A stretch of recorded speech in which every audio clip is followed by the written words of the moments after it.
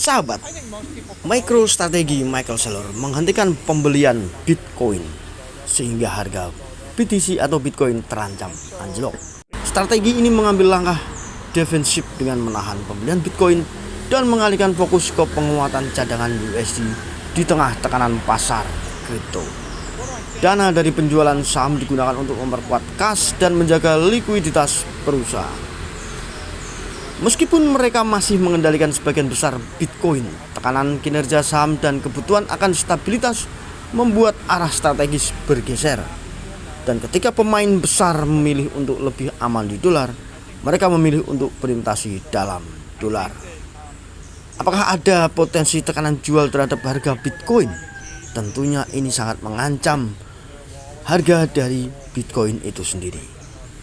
Lalu sebenarnya apa yang terjadi dengan Michael Saylor dengan MicroStrategy yang tiba-tiba menahan pembelian dan menjual Bitcoinnya?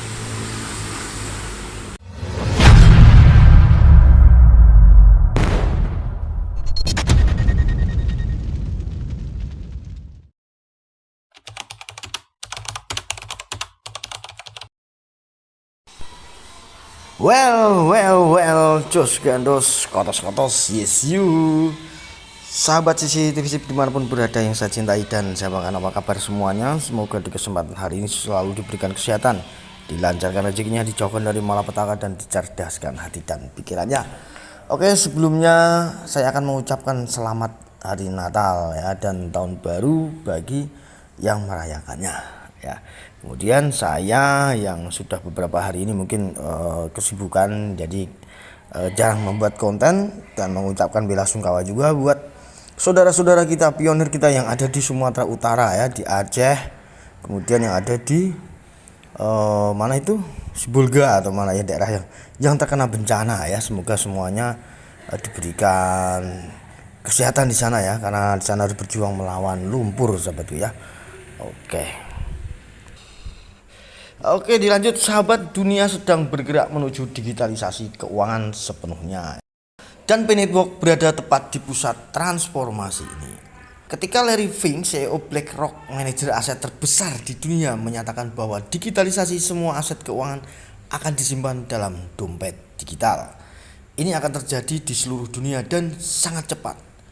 Dia tidak sedang membuat prediksi, dia sedang menggambarkan momentum yang telah dimulai. Mengapa BlackRock menghentikan pembelian Bitcoin?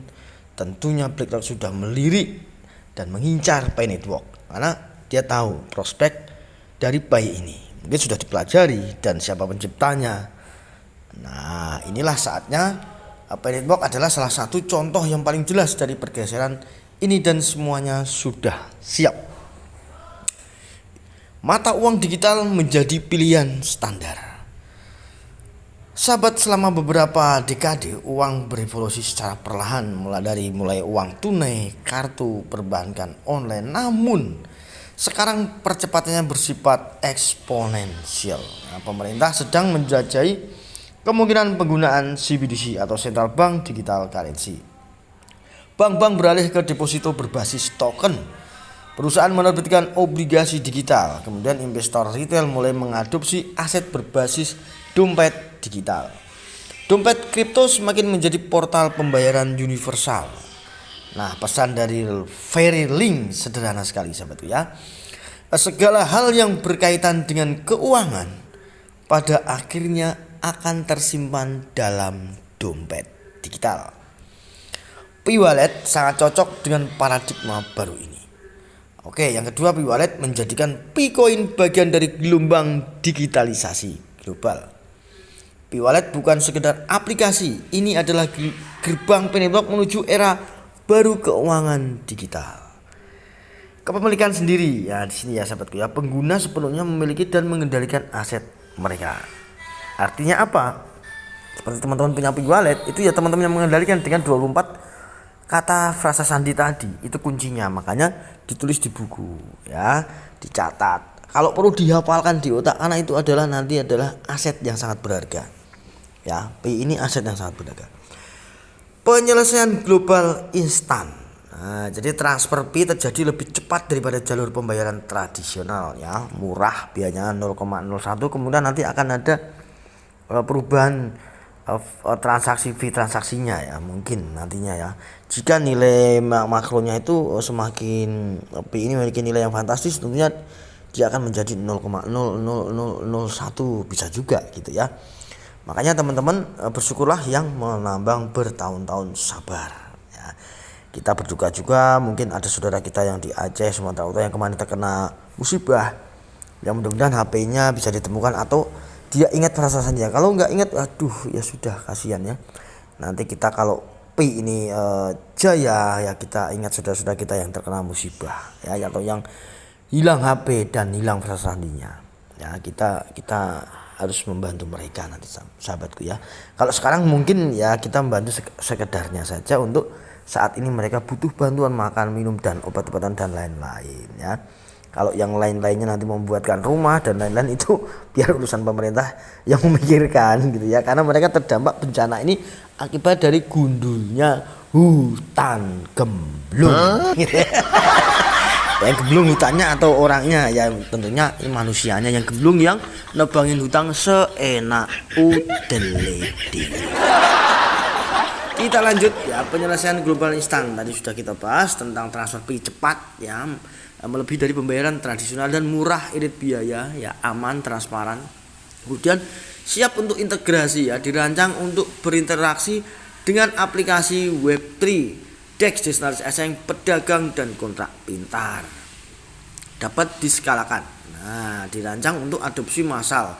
Jutaan dompet sudah ada. Hal ini menempatkan Pi bukan sebagai eksperimen mata uang kripto, tetapi sebagai peserta dalam transisi global menuju infrastruktur aset digital. Oke, BlackRock sudah melirik seperti ini, artinya waspadai di 2026 kemungkinan Pi akan meroket, kemungkinan bisa terjadi. Gitu ya. Nah, jika BlackRock sudah beralih ke Pi, ya, yang lain akan FOMO dan ikut-ikutan semua membeli Pi dan Pi akan meroket, nilainya tinggi. Tentunya dunia jika sudah mulai adanya keuangan digital yang stabil ya, dengan nilai yang ditentukan komunitas ya, dengan backup aset yang mewadai dari nilai kapitalisasi pasarnya ya, misalkan dari total 15 miliar yang sudah beredar misalkan, dan dia harus butuh backup berapa menjadi 314.159, bisa saja terjadi sahabat, kan nggak harus 100 miliar gitu kan. Bertahap gitu untuk backup asetnya, ada gold ya, ada silver, ada Cardano, ada BTC, ada Ethereum, mungkin ada properti ya, yang aset itu yang liquid gitu ya, stabil. Oke sahabatku ya, di sini akan saya sedikit kasih gambaran ya, di sini Mainnet Matrix-nya. Total migrasi yang sudah ditambang ya, sudah dihasilkan oleh Pioneer itu ada 8 miliar 372 yang beredar ini ya, suplai yang beredar ya. 8 miliar 372 juta. Ini di sini ya, 25.685 Pi. Nah, yang dikunci masih 4,9 miliar, kemudian pembukaan berikutnya ada 3,46 miliar di sini ya. Sirkulasi tadi udah jelas 8,3. Total ini baru sekitar 12 miliar 880 juta ini ya. Itu teman-teman ya. Ini baru 12 miliar 880 juta. Oke, kalau kita lihat ya di Biscan.io ini, di sini antara CEX Centralized Exchange dan Core Team ya. Nah, perbandingannya yang ada di Centralized Exchange saat ini ada berapa? Ya, di sini hanya totalnya 430 juta Pi. Ya. Perbandingannya jauh sekali. Jika nanti DEX decentralized exchange ini sudah ke mainnet, kemudian ada anti money laundering, kemudian ada liquidity pool yang sudah terpusat semua, ada banyak perdagangan Pi nantinya, pasangan perdagangan, kemudian semuanya akan lari ke DEX. Nah, ini nanti akan terkuras habis ya. Terkuras habis ya, di sini di CEX terkuras habis, larinya akan DEX semua, decentralized exchange. Apa yang terjadi? Ya, nilai Pi akan meroket sahabatku. Begini sajalah ya, seandainya pun tidak global consensus value belum tercapai, yang tentunya nilai Pi akan fantastis ya, akan naik 10, 20 dolar, 100 dolar. Jika sudah 100 dolar itu semua akan berebut lagi wall itu ya. Seluruh dunia akan menggunakan ini karena akan beralih informasi-informasi itu, berita-berita akan memberitakan tentang Pi, tentang keuangan terdesentralisasi ya, uang masa depan, uang digital yang terdesentralisasi, nggak ada yang bisa mengatur. ya, berada di dalam buku besar atau blockchain itu, ya, terdistribusi, aman, tidak bisa diserang oleh hacker, ya, tidak bisa diserang oleh komputer kuantum yang katanya itu ya. baru ancaman-ancaman. Itulah strategi politik dunia tentang penguasa uang dunia ini sebenarnya nggak mau adanya seperti gini-ginian ini. Tapi perkembangan zaman harus tetap ya berkembang teknologi itu. Sistem yang adil, yang keuangan yang benar-benar adil, ya, tidak hanya dikuasai oleh kelompok-kelompok tertentu saja yang bisa mengendalikan dunia ini. Itu. Nah, ini makanya teman-teman, ini cuman berapa ini nanti habis ini. Habis kalau sudah kedek semua, ya, instrumen keuangan semua akan berada di pay browser itu, jantungnya di sana. Ya, teman-teman mau transfer cepat, ya, mau apa saja bisa, belanja online langsung bisa, ya, aman dengan pay wallet tadi, gitu ya. Jadi teman-teman bisa beli di online money juga, gitu ya. Oke, ya udah paham ya. Berarti ini nanti kalau habis nilainya jelas Pi akan meroket. Nah, Pi juga akan banyak pasangan-pasangan dengan uang fiat nanti ya, gitu. Sudah ada itu di situ ya, di online money itu juga bisa beli ya. Semua akan Anda yang mengendalikan ya. Era perubahan zaman nanti akan terjadi. Sistem uang lama tradisional fiat nanti akan lama-lama akan punah ya. Akan menggunakan uang yang terdesentralisasi. Seperti itu, sahabatku. Yang intinya kalau fiat tradisional itu semakin lama, semakin tahun akan inflasi, turun nilainya. Tapi dengan uang kripto, ya, ini kita gambaran bukan GCV ya. Dengan uang kripto nanti nilainya akan semakin naik. Semakin tahun semakin naik.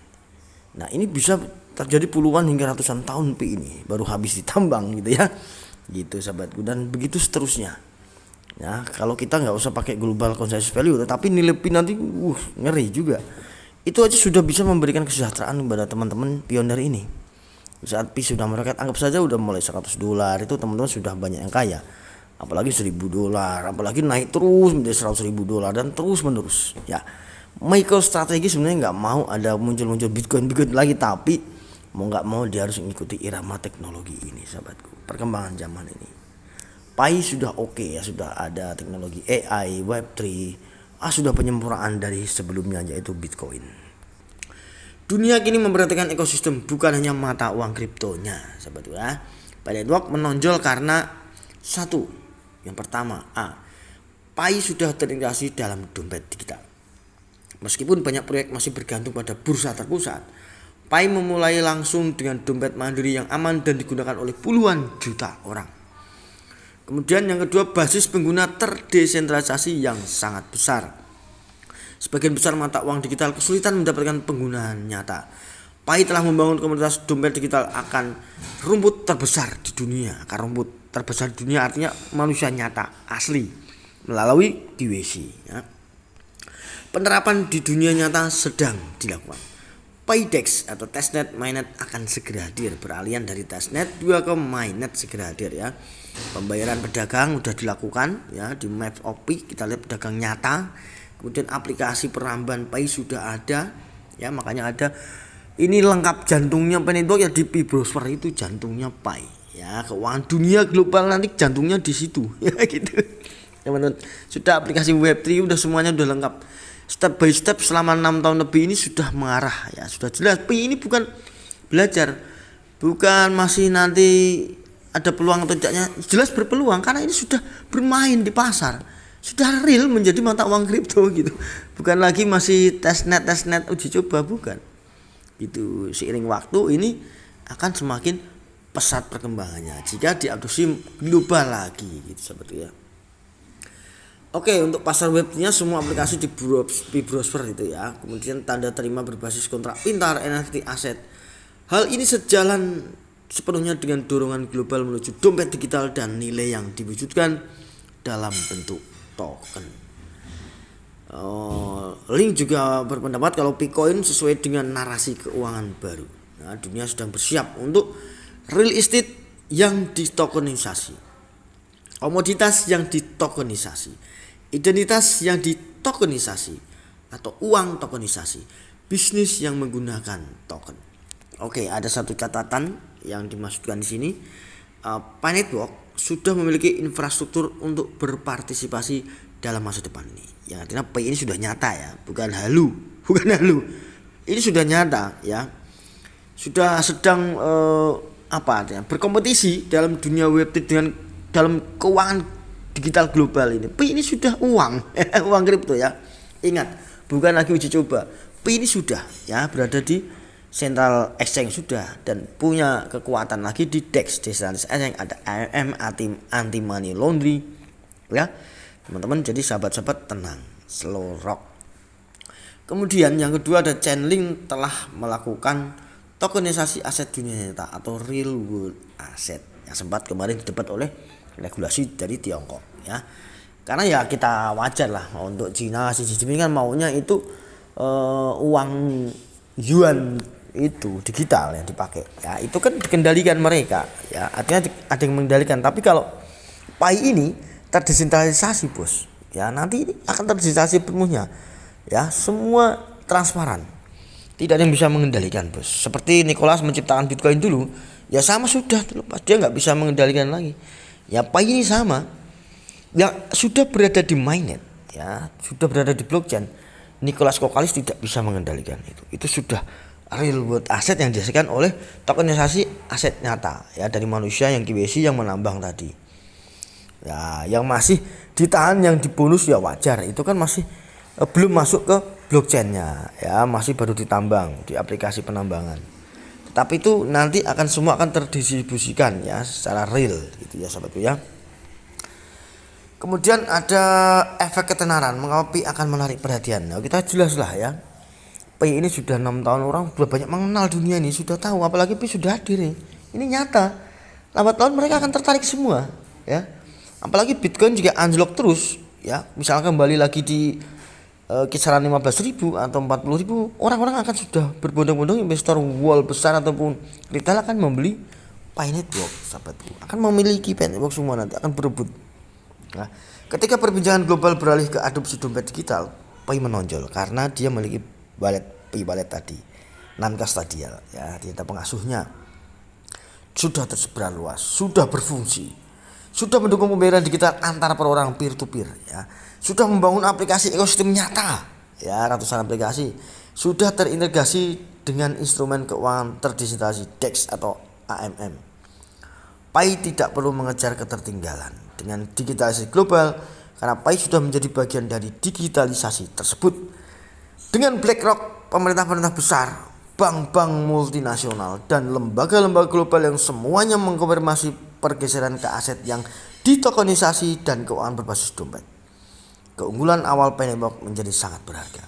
Ingat, BlackRock sudah melirik PAI Network.